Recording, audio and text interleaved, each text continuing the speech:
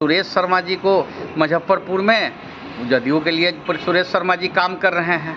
सुरेश शर्मा जी जो है एक अति पिछड़ा का बेटा, एक स्वर्ण समाज का किसी को विधायक बनते हुए देखना चाहता है तो वो भी किसी को पच नहीं रहा है। भारतीय जनता पार्टी तो आदरणीय मुख्यमंत्री जी का चेहरा को दिखा के अपना जो है मार्केटिंग कर रही थी कि बीजेपी के पास कोई ऐसा बड़ा ही नेता नहीं है कि जिसका बोलबाला हो। बीजेपी का बिहार प्रदेश में कोई फैक्टर नहीं है, भारतीय जनता पार्टी का कोई जनाधार नहीं है।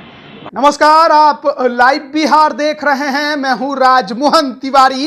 क्या बोचाहा वाली राजनीति कुढ़नी उपचुनाव में भी देखने को मिलने वाली है? क्योंकि वीआईपी के राष्ट्रीय प्रवक्ता देव ज्योति ने एक बड़ा दावा किया है। उनका कहना है कि भाजपा के वरिष्ठ नेता, पूर्व मंत्री, भूमिहार समुदाय से आने वाले सुरेश शर्मा बीजेपी का नहीं बल्कि जेडीयू के लिए कुढ़नी में काम कर रहे हैं। सबसे पहले सुनिए देव ज्योति क्या कुछ कह रहे हैं। भारतीय जनता पार्टी आज के दिन में बिहार में बीजेपी का बिहार प्रदेश में कोई फैक्टर नहीं है, भारतीय जनता पार्टी का कोई जनाधार नहीं है।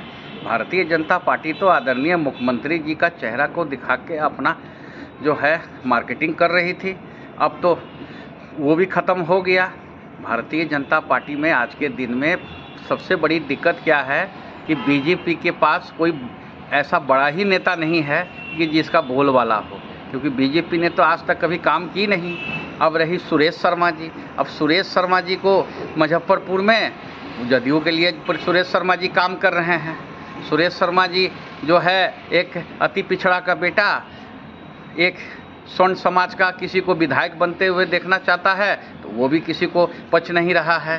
पूरे नॉर्थ बिहार में आप सुरेश शर्मा जी से पूछिए और भी भारतीय जनता पार्टी के लोगों से पूछिए कि क्या एक भी ब्रह्मर्षि विधायक है, आपको एक भी नहीं मिलेगा। अगर एक विधायक अगर बन रहा है, हमारे नेता आदरणीय सन ऑफ मला मुकेश सहनी जी अगर एक स्वर्ण समाज का किसी को सपोर्ट करके बिहार विधानसभा में भेजना चाहती है, उसके लिए भी भारतीय जनता पार्टी को दिक्कत है।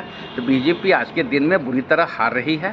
बीजेपी का कोई जनाधार नहीं है, वीआईपी पार्टी का जीत सुनिश्चित है।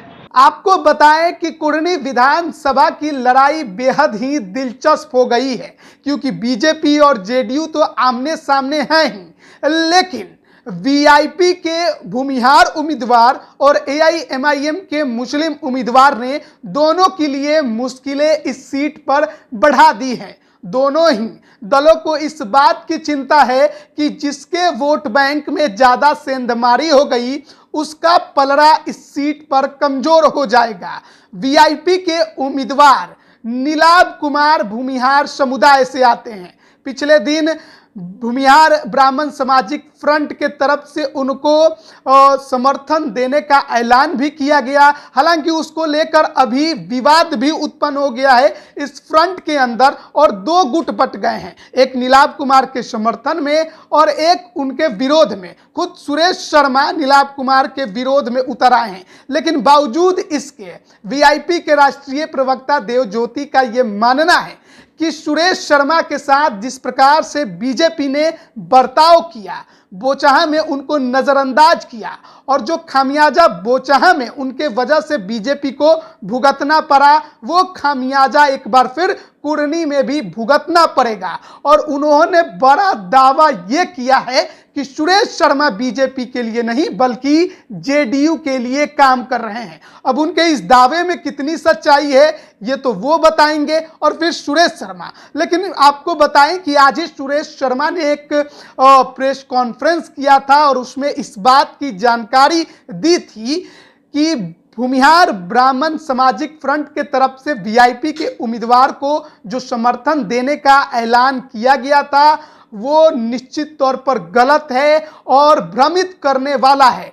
ये फ्रंट के तरफ से कोई भी ऐलान नहीं था, जिन नेताओं ने किया था उन पर कार्रवाई की जाएगी। अब देखना होगा कि उनके इस वक्तव्य के बाद उनके फ्रंट में कितने गुट बंटते हैं, क्योंकि विरोध के स्वर तो ब्राह्मण भूमिहार फ्रंट से ही निकलने शुरू हो गए हैं। अब देखिए कुढ़नी की लड़ाई क्या क्या करवाती है। आप बने रहिए लाइव बिहार के साथ। आप सभी का बहुत बहुत धन्यवाद। लाइव बिहार यूट्यूब पर सब्सक्राइब और फेसबुक पर लाइक जरूर करें।